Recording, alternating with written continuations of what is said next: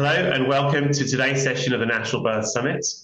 Today we're talking about natural birth after C-section, and the subtitle of that is Success and Safety. And we're fortunate enough to have with us Carly Nuttall. Hi, Carly. Hi. Great to have you here. Thank you. Carly has been a licensed midwife in California since 2005, and she's had a home birth practice since 2008. For 3 years, Carly hosted the widely known Birth Queens podcast, and her passion for improving midwifery care has led her to create midwifery continuing education programs, including a class on VBAC safety for midwives. Carly, we're going to get stuck straight in here, and I should note at the start that in some places this C-section can be called Caesar birth or caesarean section, just so we're clear. To get us started, can I start with why do mothers choose to have a natural birth after a C-section? Oh, yeah. This is a pretty hot topic. People have very big feelings about their birth. They have really big feelings about the way that they give birth and the way that they're treated during birth. And I think a lot of people go into birth maybe not as prepared as they ought to be, because a lot of people do it under the assumption that they'll just do whatever their provider recommends because they trust that their provider knows best. And in the process of that, a lot of people get caught up in this system that's not necessarily geared towards vaginal birth success. And so a lot of times, whether it be scheduling issues, or maybe there were a lot of interventions that led to an emergency, like that's very common with an induction and Pitocin, augmented births, that those can cause stress. And that's actually what leads to the cesarean. And so afterwards, a lot of people can experience this feeling of, one, my body's broken. Two, that was traumatic. They start doing research and they think, maybe that wasn't necessary. And so most people go into it hoping for a different experience, something that feels empowering, not traumatic, and then something that also has fewer complications and an easier recovery, because the recovery from a C-section can be quite difficult. Indeed. And that's the physical recovery, as well as the mental recovery. I mean, do you find that when a mother comes to talk to you about having a natural birth after a C-section, that they're at different stages of the way they process that event and the trauma of their previous birth? Yeah, some people don't have any issues with it. In my practice, when I have people coming in for prenatal visits, we talk about when a cesarean would be really helpful and when it would be appropriate, because there will always be a percentage of people that need that to either preserve their health or life or that of the babies. It's just a given. There used to be so many people that died in labor and babies that died in labor. And you can see in countries that don't have the access to C-sections that, more wealthy countries have, you still see those numbers are really high. And so when we talk about that during the prenatal period, then a lot of times, if people end up having a cesarean, which isn't very often, but when they do, a lot of times they've already pre-processed it. Like, okay, I went into this with, somebody who was really rooting for me to have a vaginal birth. We did everything we could, and this is just the way the bee needed to come out. And so we did it. And so, some people don't have trauma from it. Like I've had clients where it's like their first birth, maybe there was, some kind of issue and they decided to go for the cesarean. And then the next time they still want to do a home birth and they want a vaginal birth, but they don't feel traumatized. So yes, there's going to be a wide spectrum of experience, regardless of what you're talking about with birth. Right. Okay, fantastic. And what are the challenges that mothers face when they choose to go down the road of a natural birth after a C-section? I think a lot of it depends on why they had the C-section in the first place. Some people have had multiple C-sections, but if it's just one, which is where most people are at when they're considering doing a vaginal birth after a cesarean, then that cesarean could have happened for several reasons. One is, they could have been pressured into having an induction that wasn't medically necessary. And then, sometimes, like I've had friends that worked in labor and delivery, and there's this thing called pit to distress, which means like, okay, this mom isn't progressing the way that we want her to, so just keep increasing the Pitocin. If the baby goes into distress, we'll just do a C-section, because this pregnancy or this labor end one way or another. And so they call it pit to distress or pit to commit. They call it either one of those things. And so if it's something like that, then maybe that provider or maybe that client really just needs a different provider who's going to like give them informed consent every step of the way, who's really going to try to root for them to have a vaginal birth, and who's going to do everything in their power to make all the stars align. I have this saying that we can't control birth, but we can influence it. And so if you had a cesarean, you might need a lot of influencing. So it might be that you need different providers. And it doesn't have to be a midwife necessarily. Like you could find an OBGYN that's truly supportive of VBAC. Right. And you can see that in their numbers. It's kind of a tricky thing because some OBGYNs will tell my clients like, oh yeah, I'm totally supportive of VBAC. But then at some point in their care, they'll do a little bait and switch and say, actually, why don't we schedule your cesarean? Like, I think your baby's getting big, and why don't we just schedule your cesarean? And so at that point, some people will switch providers because they're like, whoa, I thought this person was on board with me, and they're not. And so, it can be something as simple as that. But other reasons could be that maybe your baby was malpositioned. So it could have been what they call sunny side up or posterior.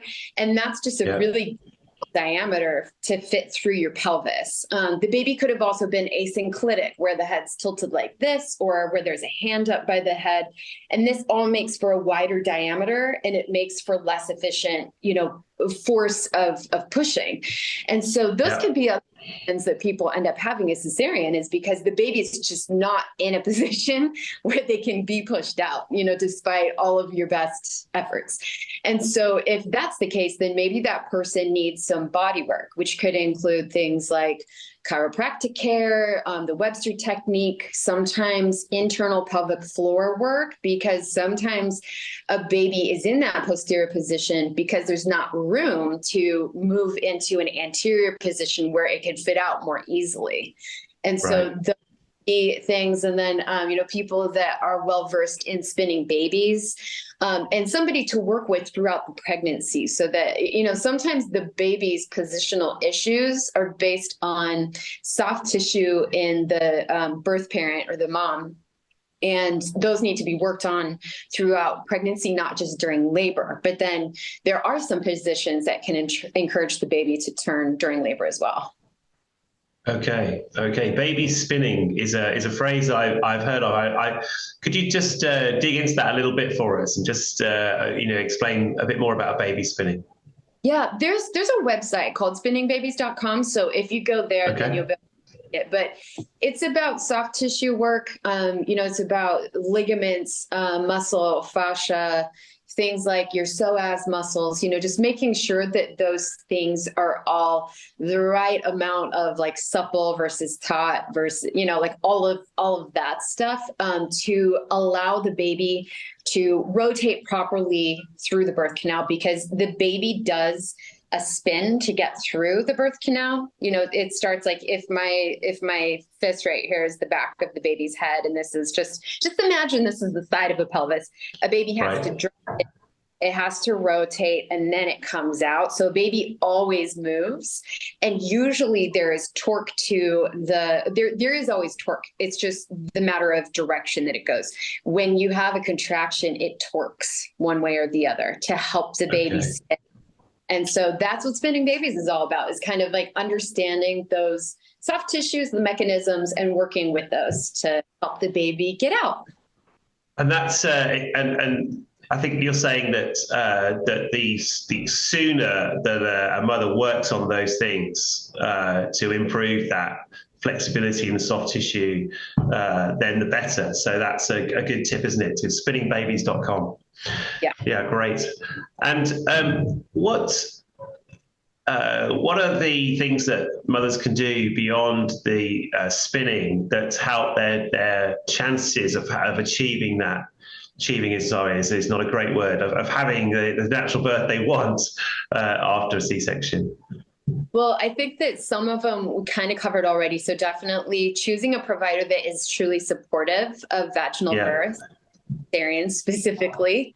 And then also doing the things to I think it's important to investigate if you don't have a great understanding of what happened in your birth, it would be really helpful to get your medical records, or maybe if your provider's available, talk to them about what happened. Because some people aren't really even aware of the position their baby was in, because it's not like they're always shouting it out in the delivery room, like, oh, we got to posterior baby. They don't always say that. And so if have a really good understanding of what happened, then it would be great to try to investigate that a little bit more, because then you might be able to find the solutions. Like, was it kind of a provider induced thing? Sometimes people have C-sections, like, again, friends that have worked in labor and delivery wards. I had a friend who was working with a doctor. She was a midwife, and the doctor was like, if this person hasn't delivered by 6 p.m., we're doing a C-section. We'll make up a reason because there's a shoe sale and I'm not going to miss it. And this happens. Like there may have been any other reason for your C-section than a shoe sale at Saks Fifth Avenue, which can be really maddening.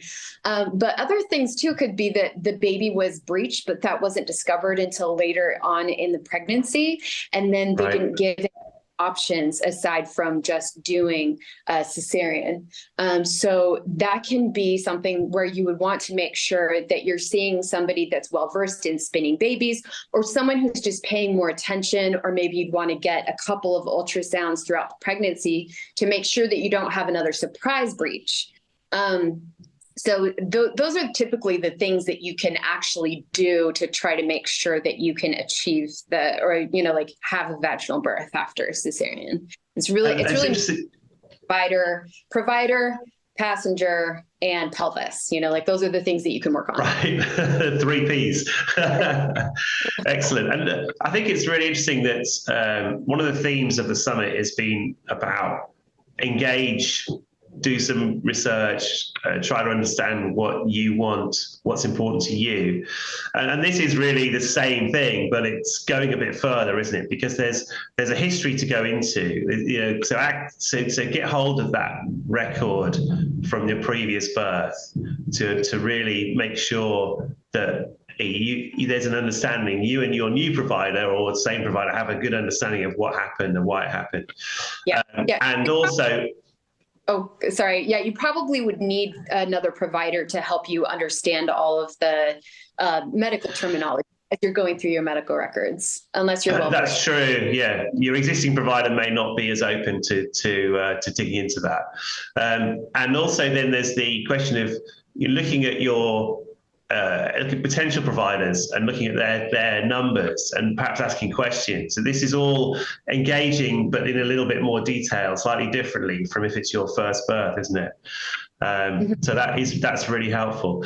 And what do you find that in terms of the support that mothers need from their provider, but also from their birth partner, the other parents or parents? What else do you think is important?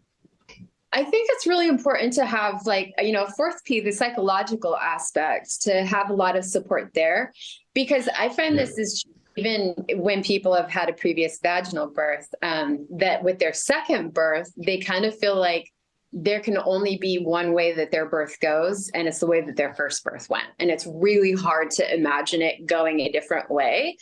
And so it's really helpful to let people know that. And if you have a provider that supports VBACs, they're going to have a lot of VBAC success stories. So there was a recent study done. It wasn't that recent, I guess it was like 9 years ago now, but the Manistat study in the United States, there was 1,054 attempted VBACs with 87% success. And even if you're in a hospital, it's a 70% success rate in the US. There aren't that many people. It's only 20% of people that have had a previous cesarean that attempt a vaginal birth after cesarean in the hospital. And I don't know if that number is significantly different at home, but just filling yourself, surrounding yourself with success stories can be really helpful, because ultimately, again, going back to that, you can't control birth, but you can influence it, you might have another cesarean. So I think it's important to psychologically prepare for both. Like, if I have another C-section, how can I make sure that it's not the traumatic experience it was before? How can I feel at peace with it? And like, my body's not broken, and like, I just got the help that me or my baby needed. So I think that, the success stories are really helpful. And especially because the chances are the highest that you'll have a successful vaginal birth, that the baby will actually come out vaginally. I mean, even if you a really long labor. I mean, I had clients that would go from like a 39 first-time labor, followed by a C-section, followed by an hour and a half, like vaginal birth, like start to finish, so fast. And other people where it was like 5 hours, they went from, it was close to a 40-hour labor followed by C-section. And then, they went into labor naturally on time and had a 5-hour start to finish birth with like, just like no issues. And so it really is important to make sure that in any kind of birth that you go into, because you could have had a previous vaginal birth and go into a second birth and end up with a cesarean because the baby needed it. And so it's really important, I think, no matter what, that you stay fluid with your birth expectations, and that you stay fluid with how you feel that reflects on yourself, because birth is an involuntary process. It depends way more on the baby than it does on the birthing parent, way more on the baby than it does on the birthing parent. It has so much more influence than the parent does. Aside from the provider you choose and the options you're presented with, like the baby is the other thing that has the most influence. So, just know that you always have to be prepared for anything. So, doing the deep work, I think that Birthing from Within is a really nice prenatal class, because they talk about fears. They talk a lot about the psychological aspect of giving birth, and you can really dive into like, what happened last time? What am I afraid of happening again this time? What does that mean about me? What does it not mean about me? Because ultimately, it shouldn't reflect on how good of a parent you are. Is your body broken or not? Like the feat is that you grew a baby in the first place. That is incredible. Right. Yeah, it's difficult because there's such a wide spectrum of what can happen at any given birth. Right. And I think it's some really interesting points there. I think, first of all, there's your two anecdotes about mothers who'd had really long first labors ending up in a C-section, and that they can have relatively short, in one case, really, really short labors for their natural births. That's, as you say, those kind of stories, they're inspiring. And I just want to mention that the data that you referred to from MANA, which is the Midwives Alliance of North America, so that's North American data, isn't it? So you talked about 86% of people who try for a natural birth after cesarean, who are doing it at home. 86% of them in those studies were successful in that. Which is, I think everyone sees numbers in different ways, but to me that seems high. That seems like that's great. Go for it. But a little bit of a drawback to it, but it is a high number for sure. Yes, yeah. It's very interesting. I don't know what those numbers are in different places outside North America, but again, it's up to mothers to talk to providers locally, isn't it, and find out. So, yeah. And what about the potentially? Is there any difference with a VBAC in terms of complications that can happen in the stages of labor and birth? Yeah, for sure. And that's why a lot of doctors encourage their clients to just do a planned repeat cesarean birth. I don't know all the numbers right off the top of my head, but I could categorize it like this, where a planned repeat cesarean birth has the lowest number of perinatal death. So like the most babies will survive if there's a planned repeat cesarean birth, which is, that's why a lot of people will do that. There are more complications for the birthing parent or the mom.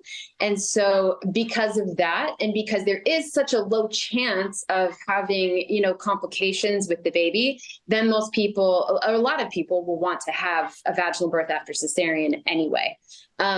If you have a successful VBAC, so if you give birth vaginally after a cesarean, that is going to be the lowest complication category out of, you have planned repeat cesarean, vaginal birth after cesarean, or you have a trial of labor after cesarean that ends in a repeat cesarean. So the trial of labor that ends in a repeat cesarean is the highest complication category for those three. So, the lowest is vaginal birth after cesarean, second is planned repeat cesarean, and third is trial of labor that ends in a repeat cesarean. And the complications that are possible that everybody knows about with the VBAC is uterine rupture. So there's You're reading literature, it can be confusing because there are differences between a uterine dehiscence, which is where the scar starts to separate, but the serosa is still intact. And so it's still holding everything together. And that does not result in any negative complications. It can postpartum. Sometimes postpartum, if people have had this scar that starts to separate, they can get an infection. It's not that common, but with that, a lot of studies don't separate or delineate between a dehiscence, which is the scar separation, and a rupture, which is where all three layers of the uterus separate and there's uncontrolled bleeding. So the general stat in the hospital is that after one cesarean birth, that it's 1 to 2 out of rupture. So the numbers are pretty low. The things that increase the likelihood of rupture are just an induction of labor. So some doctors are not willing to induce labor with someone with a scarred uterus. Other people are. So, that's important information to know because sometimes doctors have limitations on how far in gestation they're comfortable with you going when you have a scarred uterus, because it's impossible to predict a scarred uterus, a uterine rupture. There are some things that kind of put people at higher risk or in a higher risk category, but none of those things are 100% sure you're going to rupture. So it's hard to predict.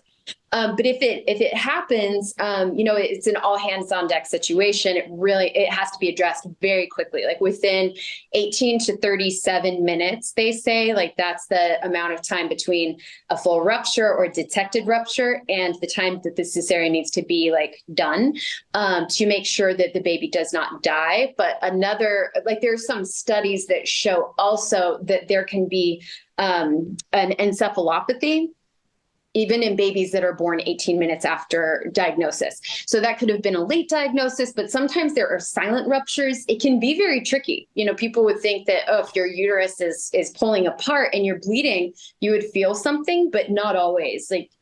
Pain rupture only happens in 5% of uterine rupture cases. The most reliable sign of uterine rupture is fetal bradycardia, so low heart rate. Or, there's a few other heart rate patterns that they think are, a good indication to probably do a repeat cesarean, but bradycardia is the most common symptom with a uterine rupture.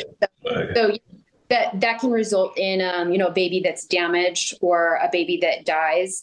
The outcomes are worse if you have a uterine rupture that starts outside of the hospital, because then you've got this transit time, and this is a very time sensitive thing, where the baby needs to be quickly as possible. And that just doesn't happen if the rupture is starting outside the hospital. It's just more likely that there will be some kind of a bad outcome. So that's the real danger with doing a vaginal birth after cesarean or a labor after cesarean. Sometimes people too will end up with a hysterectomy because that's the only way that the bleeding can be controlled after the rupture. So it's not just, it could be repeat cesarean birth. It could be that your baby has brain damage dies, or that you lose your uterus, or all three. Like those are all possible. Right, right. Well, that's a very realistic portrayal of things. And can you just help us put that in context? So, you've laid out, a lot of difficult complications and consequences there. And so some people are going to be thinking, wow, that sounds really dangerous. Maybe this isn't for me. So how do people, how do mothers that choose to go ahead, having heard that or researched that information, how are they setting the context for that decision, in terms of, well, there are these risks when you look at, narrow outcomes then there are these risks. What is it that helps them to make a decision to go forward? I think just the fact that those things don't happen often, it's like 1 to 2 out of 1,000 VBACs. Okay. And so I think most people just assume that it won't happen because it's unlikely. And home setting, because people don't induce, I think that you see less less rupture. Like in the Manistats, there were no confirmed ruptures out of the 1,054 TOLACs. They said people suspected, but just suspecting, you don't suspect a rupture. Like you could suspect a dehiscence, but a rupture is going to reveal itself. Right. Yes. You left suspecting a rupture, like it's going to have it's going to make itself known for sure. So I think that what gives people a lot of confidence is just that it's rare, but still, like if it happens to you, it 100% happens to you, and people need to know both sides of it. You can't just paint this scenario where it's all like sunshine and rainbows over here on my VBAC. Because there are going to be people that have difficulties with it, and there are going to be people who experience the bad outcomes, because that's just life. Like if you're alive, you can have complications. If you're alive, that can happen. And so, it is, I don't know, it's one of the hardest things about being a midwife is giving true informed consent without scaring people just about being alive, because, it is just part of birth. Like it's a little bit tenuous sometimes. Yeah, I get that. That's definitely a theme of all the discussions that we've had, is this idea of aiming for something amazing and aiming for allowing your body to do and your baby to do what they were designed to do. But knowing that things don't always go to plan, things can happen that are unexpected and that are difficult. But still reaching for something amazing, that takes a lot of strength and a lot of support, doesn't it? Yeah, and I should say too, I have done this research recently. There was a study that was kind of gathering data from, I think it was 11 different studies, and out of 76 confirmed ruptures, there were only 6 fetal deaths or 6 neonatal deaths. And so that's confirmed ruptures. So how many tens of thousands of VBACs, is that? Right. It's very rare. Yeah. And I mean, and that's hospital planned births, but still, it's nice to know that you got to do your research and figure out where you're the most comfortable doing your birth. And, there's a lot of layers to the numbers. There's a lot of things to know. Yeah. Now, that's really helpful. Now, in a situation where a mother plans a natural birth after C-section and then does, as a result of the journey of labor and birth, does finish with another, finish is the wrong word, but does have another C-section for this birth, what is it that helps her kind of process that and understand it? How do mothers tend to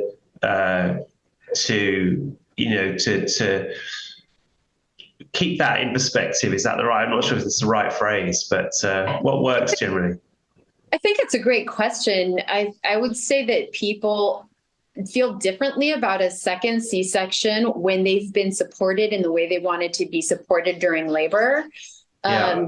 Remember one client that just felt like her previous care providers were out to lunch while she was in labor. She didn't feel very supported, and she felt like the cesarean could have been avoided. And then, we Okay. labored at home for a while, and like there was just no progress at all, like no change in dilation, for probably 20 hours. There's no, it was a very low dilation. I wouldn't stay home with somebody at a high dilation for 20 hours, but very low dilation. And yeah, we ended up with a repeat cesarean, and she felt way better about it because she felt like she was listening to her baby and what the baby needed. And she felt like she had been provided for and supported in the way she wanted to be supported.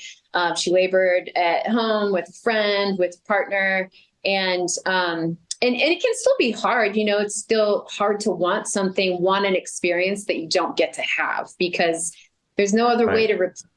You can't replace the birth that you dream of with anything else. And so it can still be difficult, but overall, I think that with the mental and emotional prep that we do for, like, okay, what if you do have a repeat cesarean? What's important to you for the labor? If you have a repeat cesarean, what can we do in the operating room to make sure that that's a better experience for you? Because sometimes I'll be allowed into the OR during the cesarean. Not always. It depends on anesthesiologist, because I would be in their space, and so they have to say yay or nay. But I would say that those things, and I think too, it's really important to not give your support people. I'm looking for the wrong word, like maybe unrealistic expectations that you can control the birth and that you can control having a VBAC, because sometimes that's what's hard, is that, people during the labor are like, you can do this, you're meant to do this. And then you have a C-section. And then what does all of that encouragement backfires? Like, okay, well, I guess I wasn't meant to do this. So, and so it's really important to educate your friends, your family, like the people that are aware of your birth plans, your birth desires. Like, okay, like I'm going to do everything I can to prepare for a vaginal birth after cesarean. And, maybe talk with them about the possibility of what happens if it doesn't work out that way, because I'm the provider and I'm going to help them process birth, but I'm not going to be there as often as their family and friends and partner are. And so right, and they can get on the same page, but also then they can think about language, which is so key, isn't it, in those times? Really fantastic. Makes sense. And then also just having a care provider, even if it's just your doula, that will help, process it with you and kind of help you find the wins, because sometimes people wanted that vaginal birth so bad. And then if it doesn't happen again, then they're just like, oh, like I suck and my body's broken. It's like, well, no, your baby just wasn't coming down. And we don't, maybe is a reason why. Maybe it was that there was a knot in the cord, or the cord was wrapped so tightly around the baby couldn't descend. Or maybe the baby was in a malposition this time. And so it can be really helpful to just say, like, you were listening to your baby. That's what your labor is about, is listening to your baby and understanding how they want to come into the world. And if they can't come in, vaginally, then there's this great gift called a cesarean that they can, still make it out safely through. And that's really beautiful too. And so I think that helping people find, and in general, when you're posting on Instagram as a provider, or, just making sure that you're not always talking bad about C-sections. They have their risks. Yes, they're overused. Yes, and they're also life-saving, and they're health-preserving in situations too. And so, the key is just to not overuse them, but also not to vilify them. They're not bad in and of themselves. It's just the overuse that is. Agreed. Yeah, fantastic. Well, this has been really fantastic, and I appreciate you sharing your experience in a very. It's the way you've done it. It's unvarnished would be the phrase I use. You haven't tried to make it all sound easy and perfect, and because it isn't. And as you say, mothers need to know that, and they can still reach for something fantastic. And and have a great experience. As you say, and as you say, you can't control the second time, even when you do reach for something amazing. And that's the great paradox, isn't it, of birth? So yeah, fantastic for everyone, but I know that like the tough stuff just it happens too. So yeah, I wish that it was a message of like rainbows and happiness, but I think that it serves people more to just give like an honest view, the unvarnished view, as you say. Yeah. I think that the other thing I was thinking about was the if you labour and you're with your birth partner, which is a family member or a close friend or a father or parent, then the other thing you're getting, even if you do go to a caesarean later, the other thing you're getting is you're getting that shared experience, and you're getting that moment. Well, it's not really a moment, but that phase in which to the people around you, a woman is showing her awesome power and capability, isn't she? And that is worth so much in your relationships. And it's a very powerful moment, and it's a big part of the experience that you can gain whatever happens. Yeah, fantastic. I agree. And sometimes it's just those moments of connection where the laboring person is being supported by their people. Sometimes that can be the really great memory and takeaway. And yeah, definitely. Yeah. When people, especially partners, see how hard their partner is working, laboring, that can just be like, wow, you do see the power of the body, whether the baby comes out that way or not. And sometimes people, it's just to have been able to experience labor, because some people had like cesareans that were maybe like planned, maybe surprised, like, oh, the baby's breech, so we're not going to do labor. We're just going to go for a cesarean at 39 weeks. And so for some people, they are interested in just like even being able to feel labor. So I think like treasuring all of those moments can make a VBAC or like a TOLAC feel really, I think, just like satisfying in certain ways, even if you don't get to have the vaginal birth that you wanted. Yeah, absolutely. Fantastic. Okay, we're going to wrap it up there. I really appreciate that. Thank you. Can we just talk about what people can do if they want to learn more about you or some of the things that you've done? I mean, first of all, the podcast series, is that still available for people to listen to? Yeah, all of the podcast episodes are still available on, I think, Spotify, Apple, or iTunes. I think we haven't taken it down from anywhere. So if you want to listen to Birth Queens, Birth Queens is spelled with a Kween's, not a Queens. Right. Confusing, but I think we have 137 or 39 episodes, something like that. So there's a lot of really good content there. There's a lot of birth stories. We cover a wide range of topics. Otherwise, you can go see my website, CarlyNuttall.com. It's KarlyNuttall.com, or you can go to my Instagram as well, which is Carly Nuttall Midwife. Okay, that's been our session on natural birth after C-section. Thank you to Carly Nuttall for joining us. Thank you. Bye. Bye.